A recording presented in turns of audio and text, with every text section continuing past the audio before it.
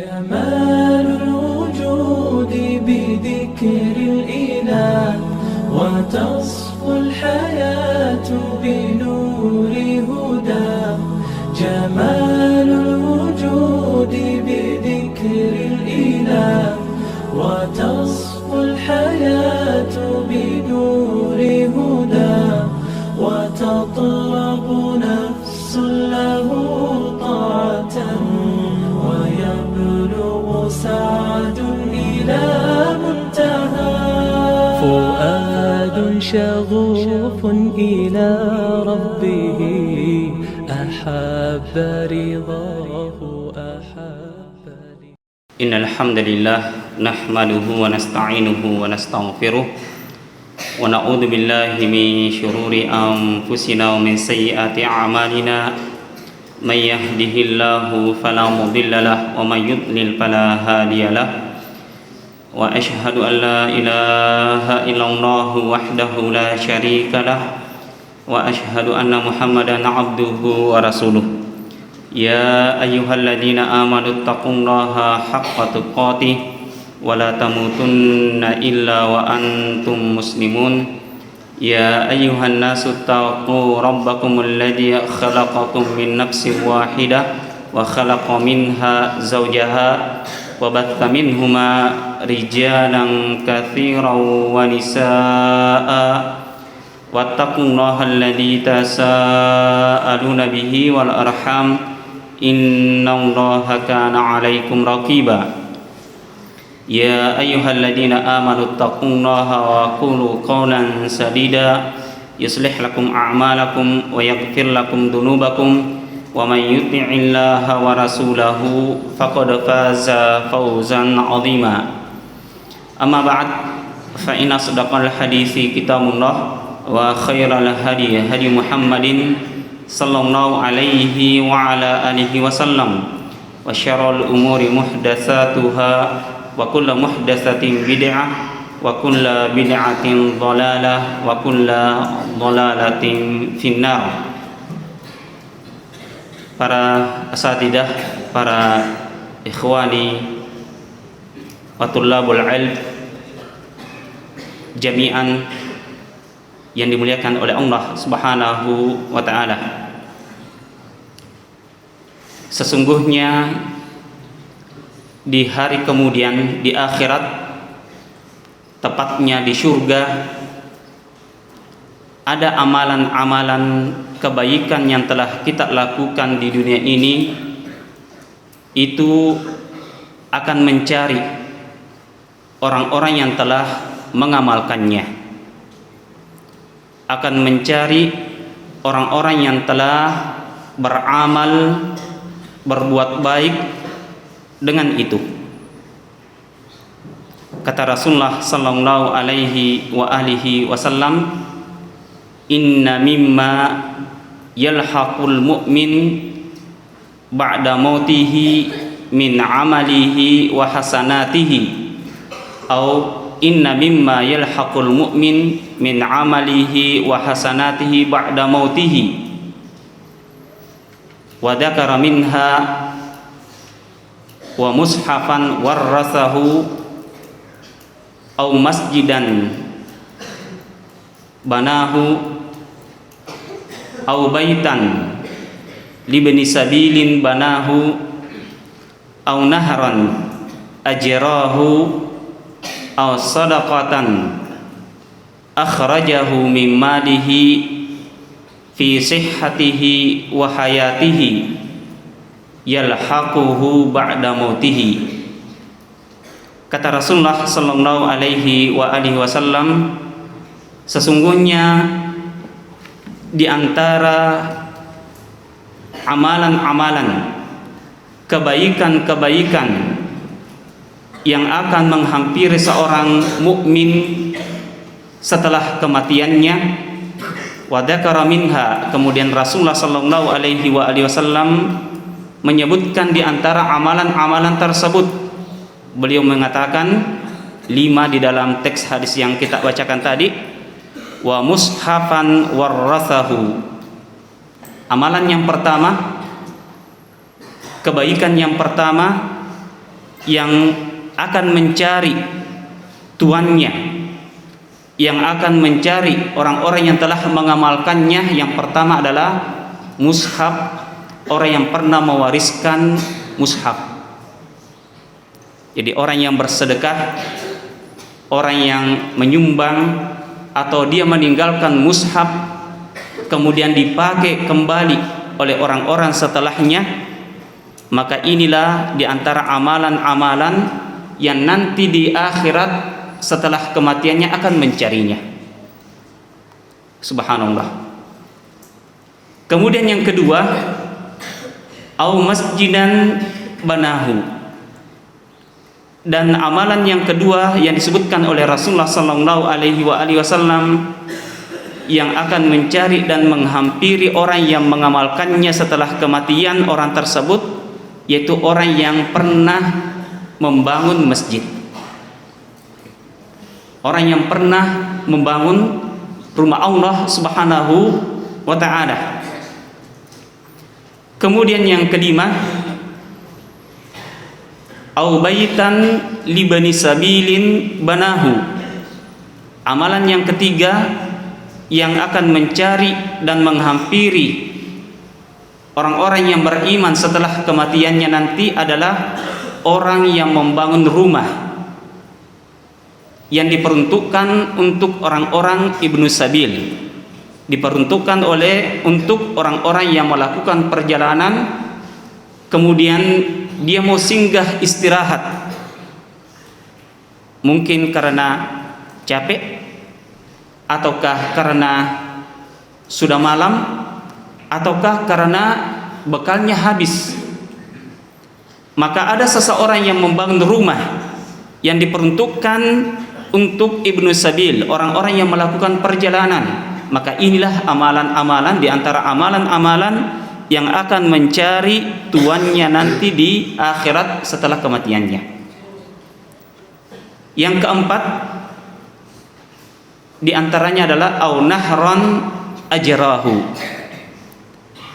Di antara amalan yang akan mencari dan menghampiri orang-orang yang beriman setelah kematiannya yang telah melakukannya di dunia, yaitu orang yang mengalirkan sungai. Kemudian yang kelima di antara yang disebutkan di teks hadis ini adalah aw sadaqatan akhrajahu min malihi fi sihhatihi wa hayatihi, yaitu orang yang bersedekah. Orang yang bersedekah mengeluarkan dari hartanya, yang dia sedekahkan adalah dari hartanya, dan dua catatan, fi sihhatihi wa hayatihi wa fi hayatihi, yaitu pada waktu dia sehat dan pada waktu dia masih hidup. Maka ini amalan-amalan yalhaquhu ba'da mautihi, kata Rasulullah SAW. Maka ini amalan yang akan mencari orang yang telah mengamalkannya di dunia, nanti setelah kematiannya amalannya tersebut akan mencarinya. Keutamaan yang sangat besar para ikhwah sekalian, ketika kita sudah terputus, tidak bisa lagi melakukan kebaikan-kebaikan, karena Allah Subhanahu wa ta'ala telah mentakdirkan bahwa kehidupan kita di dunia sudah berakhir. Setiap orang ada batas umurnya. Kata Rasulullah sallallahu alaihi wasallam, baina sittina was sab'in, umurnya umatku antara 60-70 tahun. Ada yang kurang, ada yang lebih, tapi rata-rata antara 60-70 tahun. Maka setelah kita dipanggil oleh Allah Subhanahu wa ta'ala, maka tidak ada lagi kesempatan untuk melakukan kebaikan-kebaikan. Maka alangkah termotivasinya kita para jamaah sekalian melakukan amalan-amalan yang meskipun kita telah mati, meskipun kita telah tiada di dunia ini, tapi masih ada amalan-amalan nanti yang akan menghampiri kita di akhirat, yang mungkin saja masih di alam kubur dia sudah menghampiri kita, terlebih lagi di surga kelak. Ini 5 yang kita sebutkan tadi para jemaah sekalian yang dimuliakan oleh Allah Subhanahu wa ta'ala. Yang pertama, mushafan warasahu, mushaf yang dia wariskan. Maka kepada para muhsinin bisa bersegera dan bisa berlomba-lomba dengan amal-amal soleh ini. Maka kita saksikan bersama, sebagian muhsinin, sebagian donatur itu membelanjakan hartanya untuk membeli mushaf, kemudian dia bagi-bagikan, dipergunakan, bukan untuk dikoleksi. Mushafan warasahu, atau dia sendiri yang punya mushaf, kemudian mushafnya tersebut masih bagus, masih layak pakai, kemudian Allah Subhanahu wa Ta'ala pun telah memanggilnya, maka mushafnya tersebut masih dipakai oleh orang-orang setelahnya, mungkin oleh murid-muridnya atau anak-anaknya sendiri. Ini amalan yang menghampiri seseorang di akhirat kelak atau setelah kematiannya. Yang kedua yang kita sebutkan tadi, au masjidan banahu, amalan yang kedua adalah masjid yang dia bangun, itu akan menghampirinya nanti di akhirat setelah kematiannya. Kata Rasulullah sallallahu alaihi wasallam akan keutamaan orang-orang yang membangun masjid, bahwa Allah Subhanahu wa Ta'ala akan membangunkan baginya di surga seperti apa yang telah dia lakukan di dunia ini. Dalam hadis Bukhari Muslim, kata Rasulullah sallallahu alaihi wasallam, man bana masjidan lillahi banallahu lahu fil jannati mithlahu. Barang siapa yang membangun masjid karena Allah Subhanahu wa Ta'ala, ini catatan, ikhlas karena Allah Subhanahu wa Ta'ala, bukan karena riya. Dia bersedekah, dia berinfak dengan hartanya untuk membangun masjid. Maka apa ganjarannya, kata Rasulullah sallallahu alaihi wasallam, banallahu lahu fil jannati mithlahu. Maka Allah akan membangunkan baginya di surga seperti apa yang telah dia lakukan di dunia ini. Subhanallah. Ya.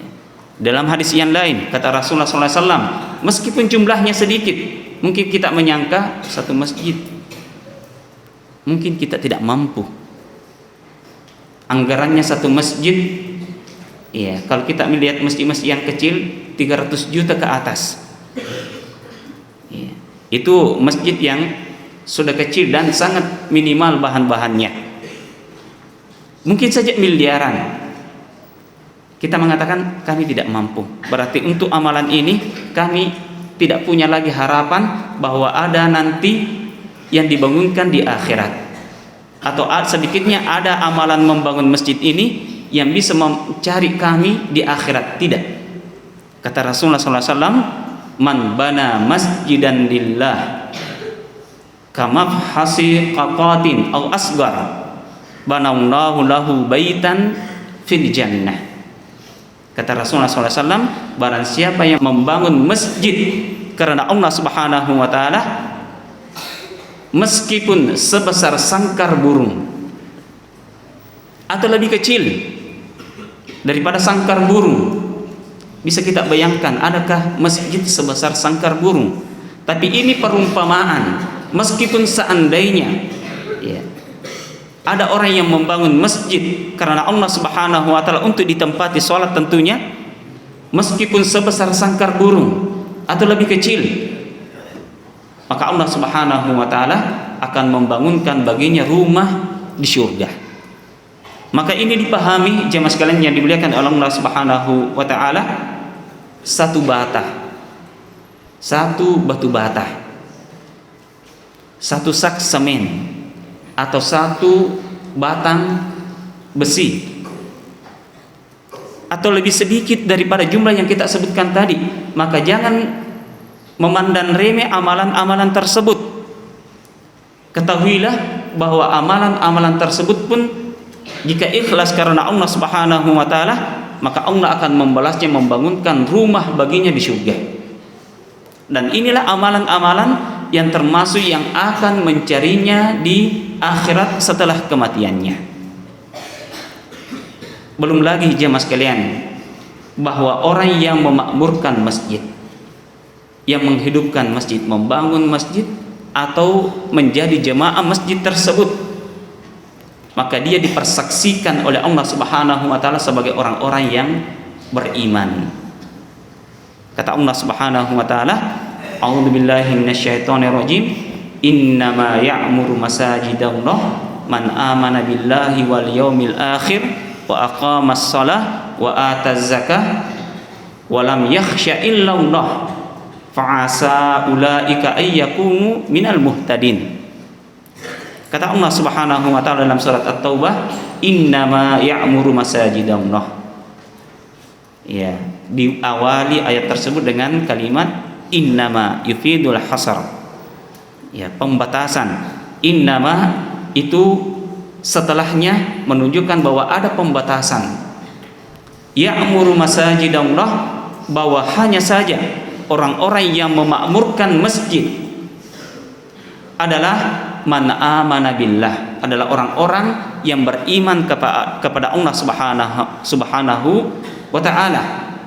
Orang-orang yang memakmurkan masjid adalah dia telah dipersaksikan oleh Allah Subhanahu wa taala sebagai orang-orang yang beriman kepada Allah Subhanahu wa taala dan beriman kepada hari akhir, kemudian menegakkan salat, menunaikan zakat, tidak takut kecuali hanya kepada Allah Subhanahu wa taala. Fa'asa ulaika ayyakunu minal muhtadin, maka mudah-mudahan mereka termasuk orang-orang yang mendapatkan petunjuk. Dan kita sudah menyebutkan di beberapa tempat jemaah sekalian bahwa jika Allah yang mengatakan asa, apa artinya asa? Mudah-mudahan, itu bahasa Arab kita. Tapi kalau Allah yang mengatakan asa, itu kepastian, pasti. Kalau kita berharap mudah-mudahan, tapi kalau Allah yang mengatakan asa, maka itu sudah pasti. Fa'asa ulaika ayyakunu minal muhtadin. Maka kembali lagi jemaah sekalian, amalan yang kedua yang bisa saja menghampiri seseorang di akhirat setelah kematiannya adalah orang yang membangun masjid, meskipun sebesar sangkar burung atau lebih kecil daripada itu. Maka bergembiralah para jamaah sekalian, para muhsinin, para donatur, bahwa ketika Anda bersedekah dan menyedekahkan harta Anda untuk pembangunan masjid, meskipun sedikit, maka itu akan dihargai oleh Allah Subhanahu wa taala dan termasuk amalan-amalan yang menghampiri Anda dan yang akan mencari Anda setelah kematian Anda. Yang ketiga, au baitan li bani sabilin banahu, atau rumah yang dia bangun untuk ibnu sabil, orang-orang yang melakukan perjalanan. Ibnu sabil adalah orang-orang yang melakukan perjalanan. Ya, makanya sedekah atau zakat itu juga boleh diperuntukkan, kata Allah Subhanahu wa taala, termasuk di antara salah satu daripada 8 golongan yang berhak menerima zakat, yaitu ibnu sabil, orang-orang yang melakukan perjalanan habis bekalnya. Iya. Kemudian yang keempat adalah au nahran ajrahu, atau sungai yang dia alirkan. Ya, sebagian ulama kita juga melihat bahwa ini bisa dilarikan kepada sumur bor. Ya, orang-orang yang kita biasa lihat ada di antara para donatur muhsinin yang dia memang mencari tempat-tempat yang bisa dia membangun sumur bor di situ. Karena ini memang keutamaan di antara amalan-amalan yang akan mencari pelakunya nanti setelah kematiannya. Nahran ajrahu, sungai yang dialirkan, sebetulnya dimaksud di sini air. Kebutuhan umat manusia terhadap air itu sangat besar. Di dunia ini, bahkan di akhirat. Apa yang paling pertama yang dicari oleh penduduk neraka setelah dia divonis dan berada di dalam neraka? Kita baca di dalam surat Al-A'raf, ya, antara percakapan antara penduduk syurga, ashabul jannah dan ashabun nar. Ya, dari awal sampai terakhir dan akhir-akhirnya setelah divonis ditentukan setelah ashabul a'raf. Ashabul a'raf itu sudah divonis masuk syurga. Maka penduduk neraka mengatakan, wa nada ashabun nari ashabal jannati an afidu alaina minal ma au mimma razaqakumullah. Maka berkatalah ashabun nar, penduduk neraka, kepada penduduk ashabal jannah, kepada penduduk syurga, an afidu alaina minal ma, supaya kalian memberikan juga sedikit air minum kepada kami. Ini kata penduduk neraka kepada penduduk syurga. Apa yang dia cari adalah air. Penduduk neraka meminta air kepada penduduk syurga, di mana mereka mendapatkan kenikmatan dari berbagai jenis air. Kata Allah Subhanahu wa taala, yang dia sebutkan 4 jenis sungai saja yang di mana sungai-sungai tersebut mengalirkan airnya untuk penduduk syurga. Masalul jannatil lati wu'idal muttaqun fiha anharum min ma'in ghairi asin wa anharum min labanin lam yataghayyar ta'muh wa anharum min khamrin ladzatin lisyaribin wa anharum min asalin musaffa. Sesungguhnya syurga yang telah dijanjikan untuk dijanjikan Allah untuk orang-orang yang bertakwa, sesungguhnya di dalam surga tersebut mengalirkan sungai-sungai. Yang pertama, sungai-sungai yang mengalirkan anharum mimma'in ghairi asin, yang khusus sungai tersebut mengalirkan air tawar saja. Air tawar yang jernih, bukan seperti sungai kita yang mengalirkan air di dunia ini keruh, banyak kotorannya. Ini sungai surga, airnya sangat jernih, sangat sejuk untuk diminum. Tidak dibayangkan lagi ada kotoran-kotoran di air sungai tersebut, tidak sama dengan sungai di dunia. Iya. Ada tanah yang dia alirkan, ada kotoran-kotoran yang lain. Tidak, di surga tidak seperti itu. Wa anharun min labanin lam yataghayyar ta'muh. Di antara jenis sungai-sungai yang kedua, khusus mengalirkan air susu yang tidak berubah rasanya. Tidak ada air di situ, cuma susu saja. Dan susunya dari Allah Subhanahu wa taala, tidak seperti susu di dunia ini. Setelah kita membuat air susu dari pagi, malam harinya belum diminum juga, mungkin malam harinya sudah basi. Ada batas waktunya. Tapi ini di surga bukan lagi 1 gelas, bukan 1 ember, bukan 1 drum susunya, tapi sungai. Bukan 1 sungai saja, sungai-sungai yang khusus mengalirkan air susu yang tidak berubah rasanya, kata Allah SWT. Silahkan dibaca. Surat apa itu? Surat Al-Fat atau surat Muhammad? Surat Muhammad. Yang ketiga, halaman kedua. Ya. Kemudian sungai yang ketiga, jenis sungai yang ketiga, wa anharum min khamril ladzatin lisyaribin. Dan ada juga sungai-sungai yang cuma khusus mengalirkan air khamar saja. Apa itu khamar? Minuman keras di dunia ini, memabukkan dan tidak enak rasanya. Tapi di akhirat ada sungai-sungai yang khusus mengalirkan air khamar saja. Makanya Allah mengatakan ladzatin lisyaribin, lezat bagi orang yang meminumnya. Khamar di dunia tidak lezat, khamar di akhirat, di surga lezat, kata Allah Subhanahu wa taala, karena itu buatan bikinan Allah Subhanahu wa taala. Lezat bagi orang yang meminumnya. Maka orang yang bersabar tidak meminum khamar di dunia ini, maka Allah peruntukkan baginya khamar di surga yang sangat lezat untuk diminum. Ya. Kemudian jenis sungai yang keempat adalah wa anharum min asalin musaffa, dan sungai-sungai yang khusus hanya mengalirkan madu saja. Tidak seperti madu di dunia yang penuh kotoran, nanti disaring baru bersih. Ini madu yang disebutkan Allah yang dialirkan di sungai tersebut madu murni, musaffa, sudah disaring dari kotoran-kotoran. Kita bisa berkhayal, para tulab sekalian, para ikhwas sekalian, para jamaah sekalian, bagaimana kira-kira ciptaan Allah Subhanahu wa taala. Itu baru sungainya. Sungainya yang pertama air tawar yang sangat jernih sejuk. Sungai yang kedua ada juga sungai-sungai yang terbuat dari air susu yang tidak berubah rasanya. Yang ketiga cuma mengalirkan air khamar saja yang sangat lezat diminum. Yang keempat, airnya cuma madu, tidak ada yang lain, cuma madu saja yang dialirkan, yang sudah tersaring dan jernih, murni. Au nahran ajrahu.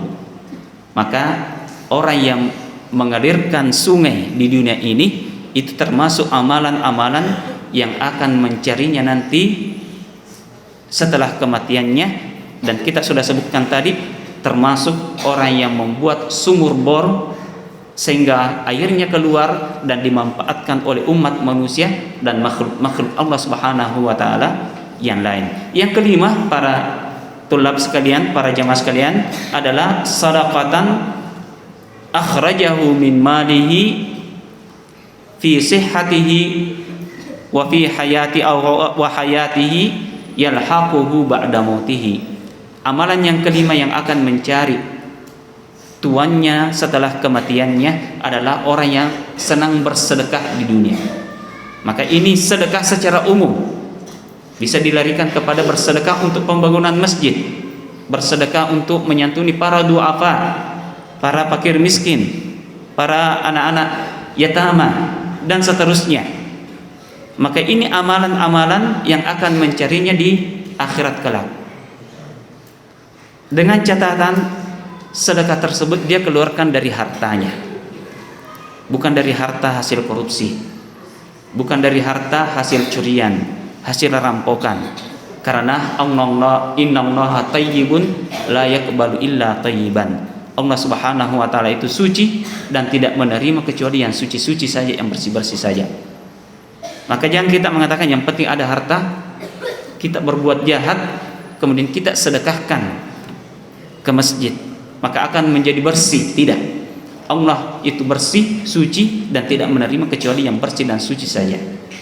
Makanya dikatakan di hadis ini, sadaqatan akhrajahu min malihi, sedekah yang dia keluarkan dari hartanya. Catatan juga fi sihhatihi, di waktu dia sehat dan di waktu dia hidup. Ada orang bersedekah nanti setelah dia sakit, bagus, tidak mengapa jemaah sekalian. Tapi yang kelima ini yang dimaksud yang akan mencarinya nanti di akhirat setelah kematiannya adalah sedekah yang dia keluarkan pada waktu sehatnya. Maka segeralah bersedekah untuk kebaikan-kebaikan. Wa fi hayati wa hayatihi, dan di waktu dia hidup. Ada juga yang bersedekah nanti setelah dia meninggal. Mungkin tidak pernah berwasiat, mungkin juga tidak pernah berpesan, tapi ahli warisnya atau keluarganya menyedekahkan harta, padahal si mayit di umurnya, di usia pada waktu dia hidup orang yang sangat pelit. Kita tidak pernah dengarkan dia bersedekah, tapi nanti setelah dia meninggal banyak sekali sedekahnya. Ya, itu mungkin dari keluarganya. Padahal yang dimaksud yang kelima ini adalah sedekah yang dia keluarkan dari hartanya di waktu dia sehat dan di waktu dia masih hidup. Maka inilah amalan-amalan yang akan mencari tuannya setelah kematiannya. Di akhirat, para jemaah sekalian, amalan-amalan itu yatabaha, saling membanggakan diri. Di akhirat, amalan-amalan itu juga berbangga-bangga. Salat, zakat, puasa, jihad, dan amalan-amalan itu saling membanggakan diri. Maka berkatalah sedekah, ana afdalukum. Berkata sedekah, aku yang paling afdal di antara kalian. Akulah yang paling afdal di antara kalian. Orang yang bersedekah untuk membangun masjid misalnya, maka dia akan mengatakan, aku yang paling afdal di antara kalian, itu kepada amalan-amalan yang lain. Kata Rasulullah SAW bahwa di akhirat itu sesungguhnya setiap manusia kullum bi'in tahta dhilli amalihi tahta dhilli sadaqatihi hatta yufsala bainan nas, atau kama qala Rasulullah SAW, bahwa amalan-amalan atau setiap manusia itu senantiasa, seseorang akan senantiasa di akhirat berada di bawah naungan sedekahnya. Di mahsyar kita ketahui matahari didekatkan, Berapa ribu tahun orang berdiri di sana? Sebagian riwayat mengatakan 50.000 tahun. Matahari didekatkan, seseorang tidak bersandal, tidak beralas kaki lagi, tidak berpakaian lagi. Kata Rasulullah SAW, dibangkitkan, kalian akan dibangkitkan uratan, iya, dalam keadaan tidak berpakaian, terbuka auratnya, gurla, tidak beralas kaki dan belum disunat. Itu kata Rasulullah SAW, matahari didekatkan. Maka kapan Anda tidak ada lagi pohon di situ, tidak ada bangunan untuk kita bisa mencari bangunan berlindung di bawahnya dari terik matahari, tidak ada pohon, yang cuma ada naungan dari Allah Subhanahu wa Ta'ala. Maka kalau Anda ingin mendapatkan naungan di hari tersebut, payung bahasa kita, maka bersedekahlah. Karena kata Rasulullah SAW bahwa setiap orang itu senantiasa berada di bawah dhilli sadaqatihi, di bawah naungan sedekahnya, hatta yufsala bainan nas, sampai manusia di mahsyar tersebut itu diputuskan. Yang kafir masuk neraka, ya, yang musyrik masuk neraka, kemudian yang beriman dan muslim secara umum tertinggal di situ. Karena muslim masih ada munafik. Allah tidak mau berhukum dengan ilmunya saja, padahal Allah Maha tahu siapa yang muslim, mukmin, siapa munafik. Allah berhukum, dibuktikan siapa yang bisa bersujud ketika Allah menampakkan dirinya, menampakkan batisnya. Maka siapa yang bisa bersujud di hari tersebut, maka dia mukmin. Siapa yang tidak bisa bersujud di hari tersebut, maka berarti dia munafik. Mudah-mudahan kita termasuk orang-orang yang bisa bersujud di hari tersebut. Kata Allah Subhanahu wa Ta'ala, yauma yukshafu an saqin wa yud'auna ila sujudi fala yastati'un. Yauma yukshafu an saq, ketika Allah Subhanahu wa Ta'ala di hari tersebut menyingkap batisnya. Allah punya batis, laisa kamitslihi syai', tapi batisnya Allah tidak ada yang serupa dengannya dari semua makhluknya. Jadi jangan kita bayangkan, yang jelasnya kita tetapkan Allah punya batis sebagaimana yang dia katakan ada batisnya. Yauma yukshafu an saq, ketika Allah menyingkap batisnya. Wa yud'auna ila sujud, yang tersisa di mahsyar karena orang kafir, orang musyrik sudah mengikuti berhalanya, sudah mengikuti apa yang dia sembah di dunia, mengikutinya masuk neraka. Maka tersisalah kaum muslimin, mana mukmin mana munafik. Maka Allah menyingkap batisnya, berhukum dengan itu. Maka kata Rasulullah SAW, ketika hari itu Allah menyingkap batisnya, fayasjudu kullu mu'minin wa mu'minatin, maka orang-orang yang beriman, laki-laki dan perempuan, segera bersujud. Segera mereka katakan bahwa ini Allah Subhanahu wa Ta'ala. Adapun orang munafik, sebagaimana di dunia ikut-ikut bersujud, maka mereka ingin ikut bersujud juga di hari tersebut. Dalam hadis Bukhari, maka apa yang terjadi? Fayaudu dhahrahu tabaqan wahida, mau bersujud tapi tiba-tiba tulang punggungnya tegak kembali. Na'udzubillah, tidak bisa bengkok, tidak bisa sujud, tulangnya tegak kembali padahal dia mau sujud juga.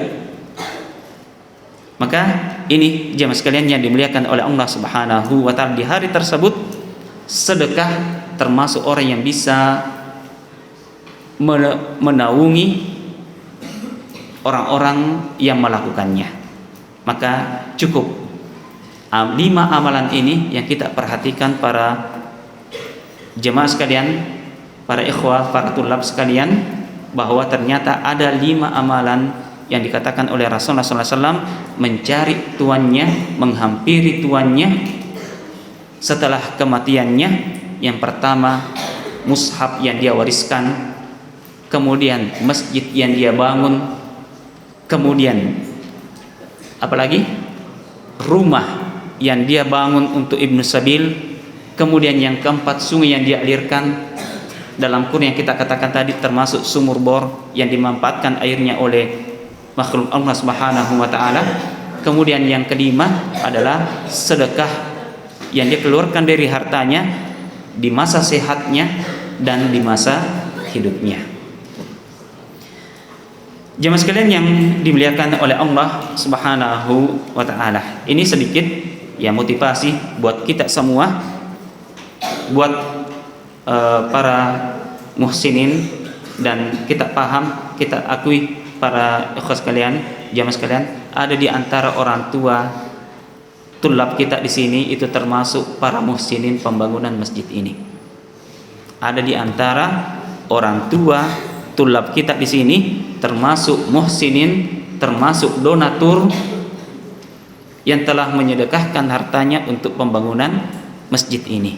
Maka kita ucapkan jazakumullahu khairan. Mudah-mudahan amalan-amalannya tersebut itu akan mencarinya nanti di akhirat setelah kematiannya. Begitupun para muhsinin, para donatur yang mendengarkan ini, mudah-mudahan apa yang kita sedekahkan selama ini, apa yang kita sumbangkan selama ini, seandainya kita cuma bersedekah satu batu bata saja, atau satu ember pasir, atau semen seandainya, maka itu adalah, apalagi kalau lebih, apalagi kalau banyak daripada itu akan menjadi amalan-amalan yang dengannya bisa saja Allah akan membangunkan nanti bagi Anda istana di surga, ataukah Allah Subhanahu wa taala akan menjadikan amalan-amalan tersebut sebagai amalan-amalan yang mencari dan menghampiri Anda setelah kematian Anda.